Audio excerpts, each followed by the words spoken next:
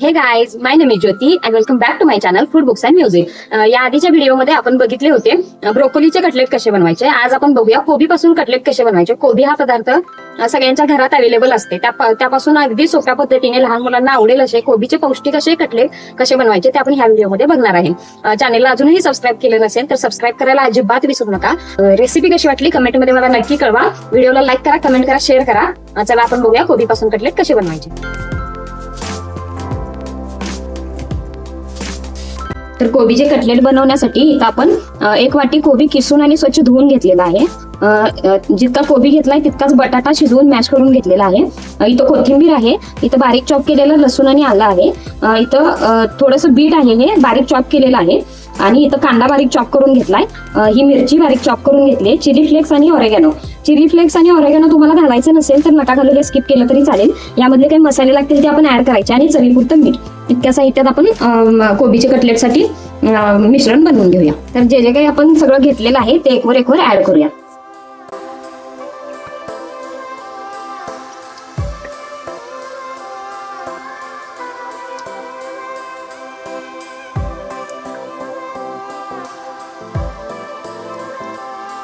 हे सगळं आपण एकत्र करून घेतलंय.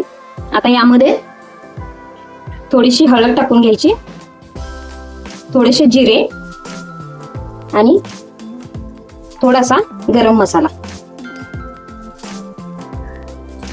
आणि इथं चवीपुरतं मीठ टाकून घेऊया.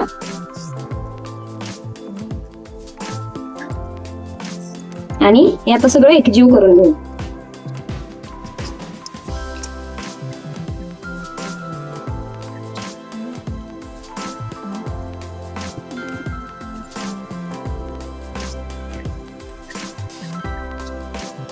आता हे जे मिश्रण आहे ते 10 मिनिटांसाठी आपण रेस्ट करण्यासाठी ठेवू. यामध्ये जो कोबी आहे त्याला थोडंसं पाणी सुटेल. त्यानंतर हे थोडंसं असं पीठ थोडंसं मऊ पडेल. आता या कटलेटच्या मिश्रणामध्ये मी बारीक किसलेला कोबी आणि बारीक चॉप केलेला कांदा आणि बारीक चॉप केलेलं पीठ असं मी वापरलंय. तुम्हाला जर या व्यतिरिक्त बारीक चॉप केलेला गाजर वापरायचा असेल तोही चालेल. बारीक कट केलेली बारीक चॉप केलेली शिमला मिरची वापरायची असेल तर तेही चालेल. तुम्हाला जे काही यामध्ये एक्स्ट्राच्या भाज्या यामध्ये ऍड करायच्या आहेत त्या तुम्ही करू शकताय. त्यामुळे ते आणखी जरा पौष्टिक होईल. आता आपण ना कटलेटच्या कव्हरिंगसाठी ह्या ज्या शेवया मिळतात बाजारामध्ये, रोस्टेड शेवया अशा भेटतात विकत, त्या आपण घ्यायच्या आहेत. तुमच्याकडे हे नसेल तर तुम्ही ब्रेड क्रम्स घेऊ शकता. नसेल ब्रेड क्रम्स जर अवेलेबल नसतील तर तुम्ही घरात जर ब्रेड वगैरे वापरत असाल तर ते असं उन्हामध्ये वाळवून त्याचा बारीक चुरा केला तरी ते तुम्हाला युज होईल. नसेल तर ह्या शेवया अगदी स्वस्त भेटतात मार्केटमध्ये. ह्याचं एकदम बारीक असं पावडर टाईप, म्हणजे पावडर अशी थोडीशी मोठी क्रश अशी बनवून घ्यायची. म्हणजे त्या कटलेटला वरती आहे ना खूप छान टेस्ट येते आणि याच्यामुळे ना असं ते क्रंची होतं. चला आपण बघूया.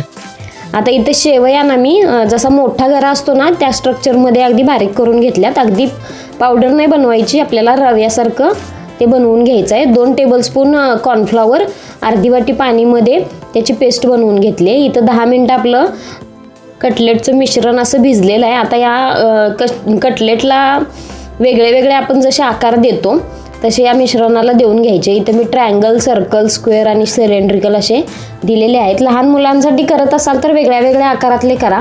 नसेल तर मग तुम्ही कोणताही आकार फक्त सर्कलमध्ये जर बनवले तरी चालतील. आता आपण हे तेल तापत ठेवलंय. मी याला डीप फ्राय करणार आहे, म्हणजे कोबी वगैरे जे आपलं सगळं कच्चं आहे ना ते व्यवस्थित भाजलं जाईल आतपर्यंत. आता हे कॉर्नफ्लॉवरमध्ये डीप करायचं एक कटलेट घेऊन आणि त्याला असं शेवयांचं वरती कवरिंग द्यायचं. कटलेट डीप करताना प्रत्येक वेळी ते पूर्ण ढवळून घ्या कॉर्नफ्लॉवरचं पेस्ट, कारण ते कॉर्नफ्लॉवर अगदी खाली तळाला जाऊन बसतं. अशा प्रकारे मी हे कटलेट सगळे असे डीप फ्राय करून घेतलेले आहेत. इथं तेल आता तापलेलं आहे. इथं मी पुन्हा एकदा ते पूर्ण पेस्ट आहे ती कॉर्नफ्लॉवरची ती पूर्ण ढवळून घेतली आणि असं शेवयामध्ये डीप करून ते डीप फ्राय केलं तेलामध्ये. अशा पद्धतीनं तुम्हीही घरी नक्की करून बघा. आता मी तुम्हाला याचा क्रश दाखवते. हे बघा,